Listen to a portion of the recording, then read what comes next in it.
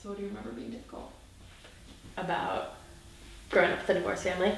I remember being one of the only kids like in elementary school that always had a mom and a dad's house instead of just one home, which was difficult because it was more confusing than it was like sad to me, because it was the only thing I really knew was that it was like mom's house and dad's house. I don't remember being told exactly when they were going to get divorced. Like I don't remember actually being sat down and told, but I do remember one time my dad came to pick me up from my mom's house, and I like climbed in the front seat and I just started crying because I was just so like confused and didn't know what was right and what was wrong. And my dad just told me that there is really no right or wrong answer, and it was just that this is how it like is best to play out for right now between my mom and dad. It's always been my mom for Christmas, my dad for Thanksgiving, and I think the hardest part was just having to balance not seeing other relatives or certain parts of the family on certain holidays. I think it makes me realize that I want to be very sure about who I'm going to be with for the rest of my life, because I don't want to have to go through that. But it also taught me that if you're not in love with the person and you don't want to be with them, that divorce is like okay, because now both my parents are remarried and have more children. I have step siblings, and it's just like a lot better now. It just has made me learn that love can come in all different shapes and sizes, and I think if you're true to yourself and you're true to like the person that you're in love with, it will all work out the way it's supposed to work out. So that's what I've learned about romance.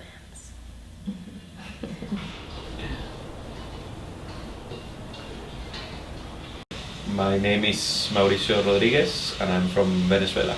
I was living there until I turned 18 in Caracas, the capital, which is kind of like the focus point of all of this situation.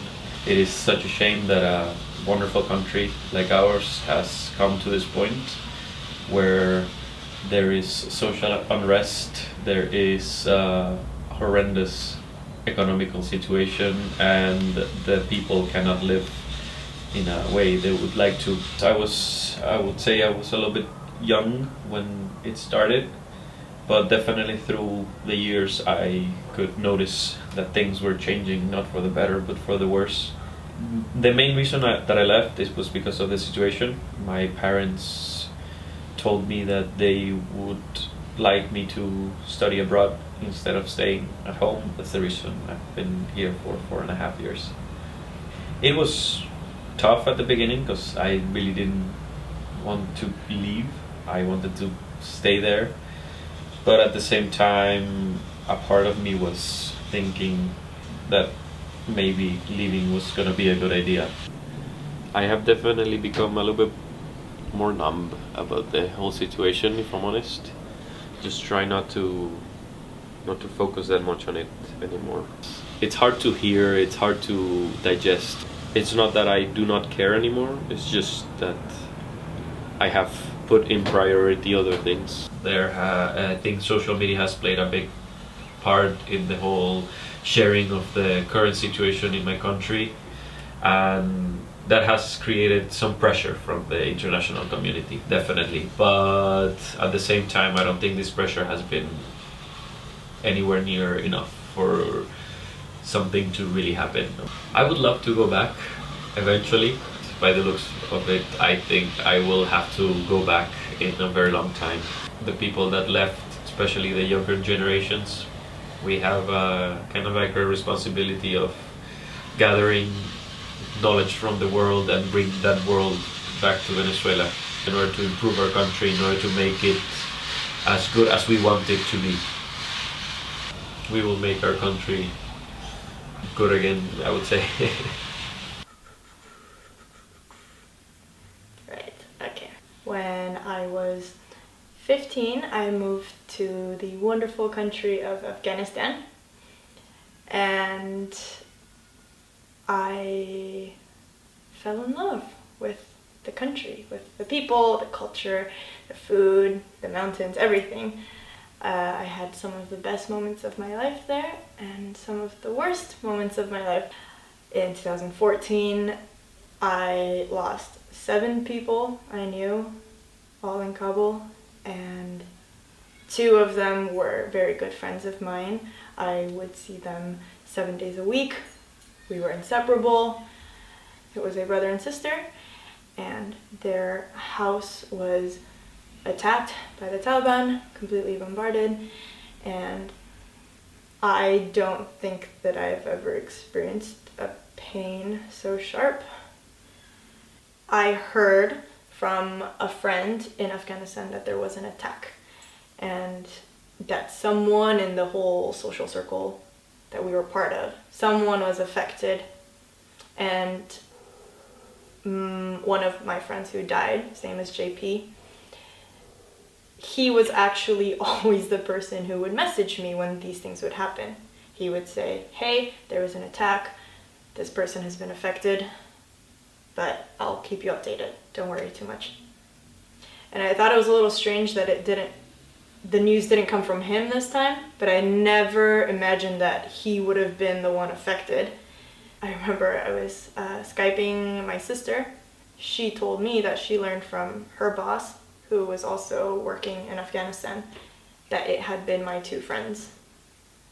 And I think for a split second was in denial. It hit me that was what had happened, and I just remember everything crashing down. Panic, pain, memories. You would think that it gets easier, but it doesn't. And you just kind of learn how to live with it a little better, whatever that means. I can't imagine another more painful kind of pain than losing someone. I will say the positive aspect that has come from this pain is to see how people around you can come together to support each other. The community that I was a part of in Afghanistan was extremely tight-knit, and as soon as something like this happens, everyone's there for each other.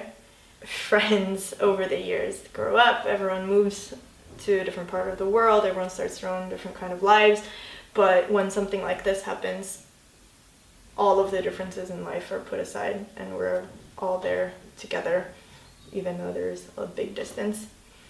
I think the love and the support that comes out of a heartbreak is one of the most incredible things I've ever experienced.